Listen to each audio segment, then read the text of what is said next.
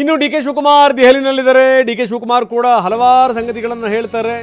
ರಾಜ್ಯಪಾಲರ ವಿಚಾರಕ್ಕೆ ಸಂಬಂಧಪಟ್ಟಂಗೆ ಯಾರ ಆಹ್ವಾನ ಕೊಟ್ಟರು ಗೊತ್ತಿಲ್ಲ. ಇದೇನು ಈ ಸರ್ಕಾರ ಅನ್ನುವಂಥದ್ದು ಏನು ಕೋಆರ್ಡಿನೇಷನ್ನೇ ಇಲ್ವಾ ಅಂತ, ಯಾರ್ಯಾರು ಏನೇನು ಮಾಡಿದ್ರೋ ಗೊತ್ತಿಲ್ಲ. ನಿಮಗೆ ಅಚ್ಚರಿ ಆಗ್ಬೋದು ಒಂದು ಮಾತನ್ನು ಹೇಳಿದ್ರೆ, 12:12 ತನಕ DCM ಡಿ ಕೆ ಶಿವಕುಮಾರ್ ಅವರಿಗೇನೇ ವಿಧಾನಸೌಧದ ಮೆಟ್ಲ ಮೇಲಿಂದ ಕಾರ್ಯಕ್ರಮ ನಡೆಯುತ್ತೆ ಅಂತ ಗೊತ್ತಿಲ್ಲ. ನನ್ನ ಮಾತಿಂದ ಯಾವುದೂ ಕೂಡ ಇನ್ಫ್ಲೂಯೆನ್ಸ್ ಆಗಬಾರ್ದು ಅಂತಾನೆ ಅವ್ರು ಹೇಳಿದ್ದಾರೆ.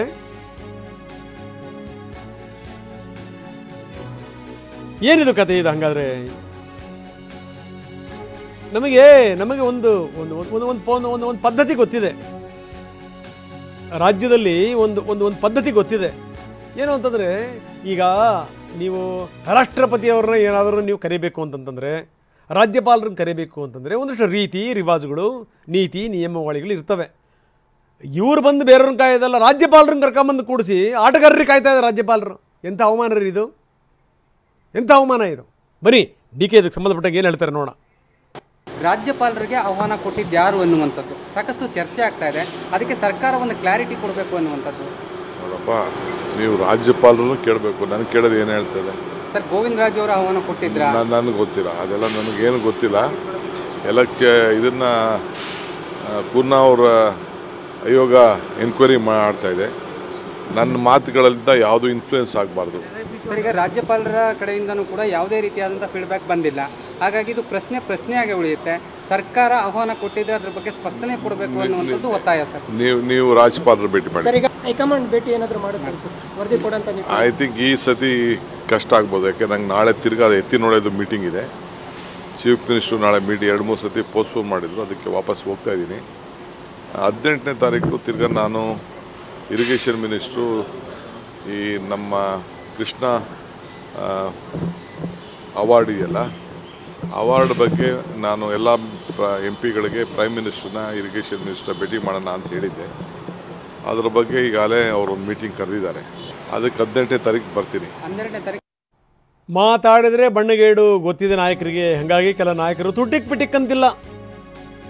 ರಾಜ್ಯದ ಹೋಮ್ ಮಿನಿಸ್ಟರ್ ನನಗೆ ಇದ್ರ ಬಗ್ಗೆ ಏನೂ ಗೊತ್ತಿಲ್ಲ, ಏನು ಕೇಳಬೇಡಿ ಅಂತಾರೆ.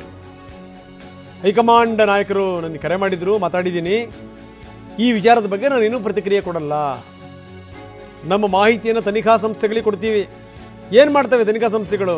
ಹಿಡ್ಕೊಂಡು ನೆಕ್ಕಬೇಕಷ್ಟೇನೆ. ಅದನ್ನು ಸತ್ತರು